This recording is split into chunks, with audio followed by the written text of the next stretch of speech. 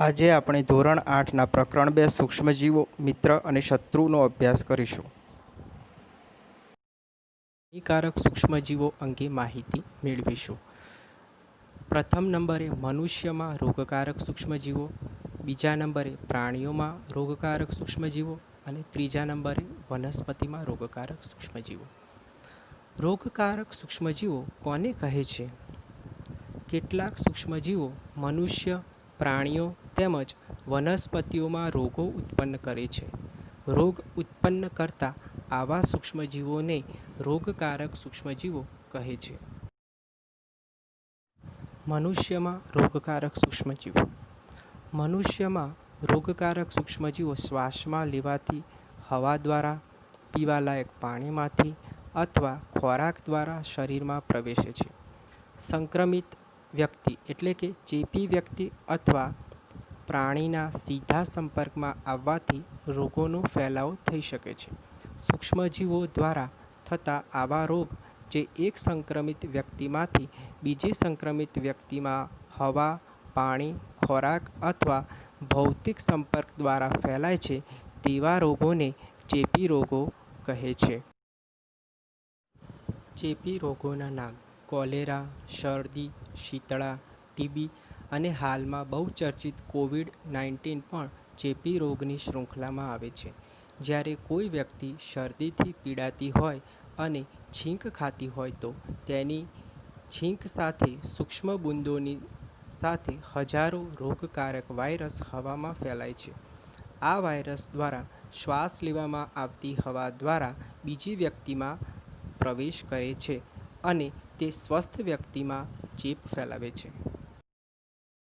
વાહકો: કેટલાક કીટકો તથા પ્રાણીઓ એવા પણ છે જે રોગકારક સૂક્ષ્મજીવોનું વહન કરે છે, જેમને વાહક કહે છે.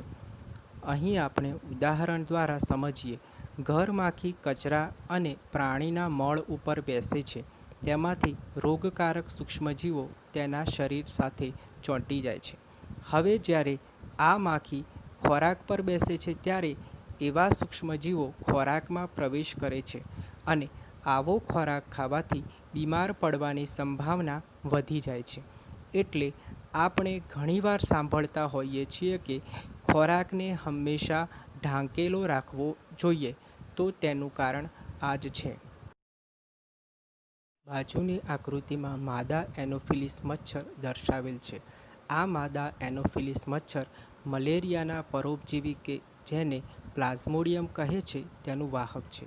તે જ રીતે માદા એડિસ મચ્છર ડેન્ગ્યુ વાયરસનું વાહક છે. બધા મચ્છર પાણીમાં પ્રજનન કરે છે. આથી આપણે ક્યાંય પણ પાણીને જમા થયેલું રાખવું જોઈએ નહીં.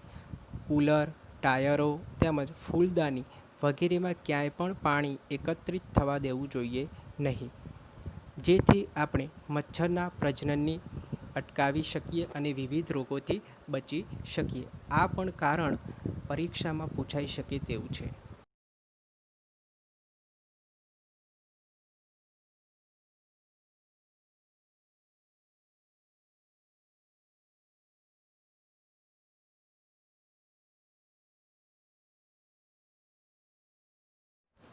અહીં વિડીયો અટકાવો અને કોષ્ટકનો અભ્યાસ કરો.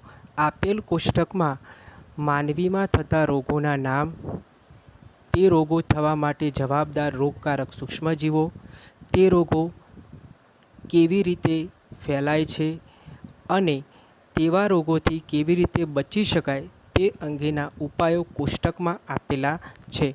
આ કોષ્ટકનો અભ્યાસ કરો. પ્રાણીઓમાં રોગકારક સૂક્ષ્મજીવો.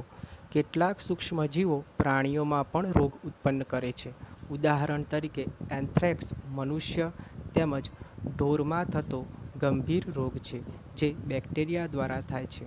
ઢોરમાં ફૂટ અને માઉથ ડિસીઝ વાયરસ દ્વારા થતા રોગોના નામ છે.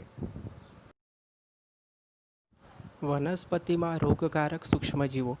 અનેક સૂક્ષ્મજીવો ઘઉં, ડાંગર, બટાકા, શેરડી, સંતરા, સફરજન વગેરે વનસ્પતિઓમાં રોગના કારકો છે અને તે પાકના ઉત્પાદનમાં પણ ઘટાડો કરે છે. કેટલાક રસાયણોના ઉપયોગથી આ સૂક્ષ્મજીવો પર નિયંત્રણ લાવી શકાય છે. અહીં વિડિયો અટકાવો. આપેલ કોષ્ટકમાં વનસ્પતિજન્ય રોગોના નામ, તે માટે કારક સૂક્ષ્મજીવ અને તે સૂક્ષ્મજીવ કેવી રીતે અથવા તો રોગ કેવી રીતે ફેલાય છે તે અંગેની માહિતી આપેલી છે.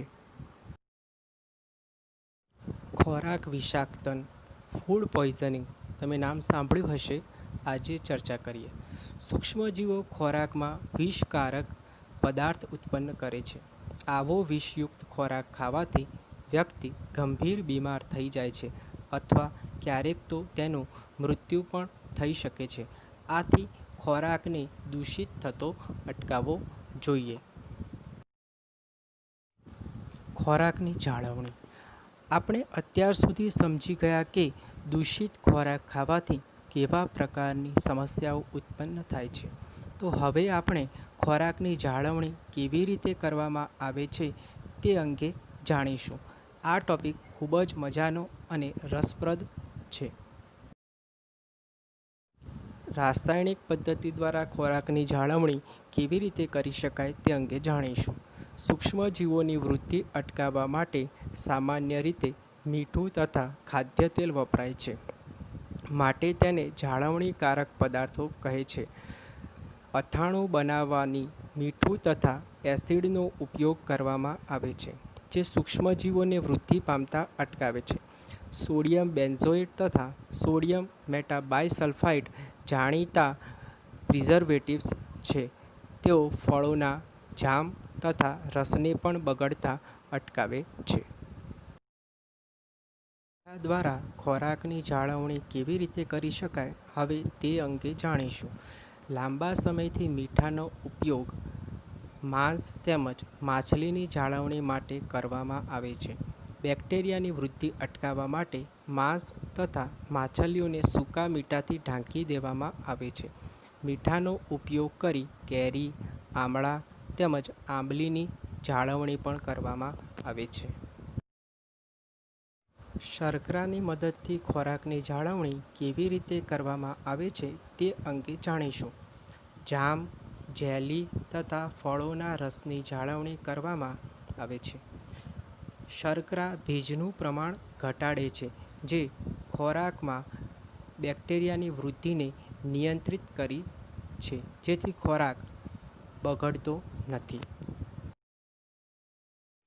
તેલ તેમજ વિનેગર દ્વારા ખોરાકની જાળવણી કેવી રીતે કરવામાં આવે છે, હવે તે અંગે જાણીશું. તેલ તથા વિનેગરનો ઉપયોગ અથાણાંને બગાડતા અટકાવવા માટે કરવામાં આવે છે, કારણ કે બેક્ટેરિયા તેની હાજરીમાં મૃત્યુ પામે છે. શાકભાજી, ફળ, માછલી તથા માંસની જાળવણી પણ આ પદ્ધતિથી કરવામાં આવે છે. ગરમી તેમજ ઠંડીની મદદથી ખોરાકની જાળવણી કેવી રીતે કરવામાં આવે છે તે અંગે જાણીશું. આપણે સૌ જાણીએ છીએ કે દૂધને સૌપ્રથમ ગરમ કરીએ છીએ, જેથી તેમાં રહેલા સૂક્ષ્મજીવો નાશ પામે છે.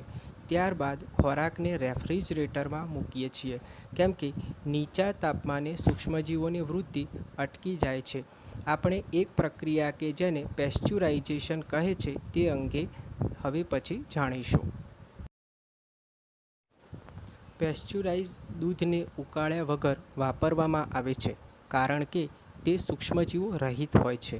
તેના માટે દૂધને 70 ડિગ્રી સેલ્સિયસ તાપમાને 15 થી 30 સેકન્ડ માટે ગરમ કરવામાં આવે છે અને પછી તરત જ ઠંડુ કરીને તેનો સંગ્રહ કરવામાં આવે છે. આવું કરવાથી સૂક્ષ્મજીવોની વૃદ્ધિ અટકી જાય છે.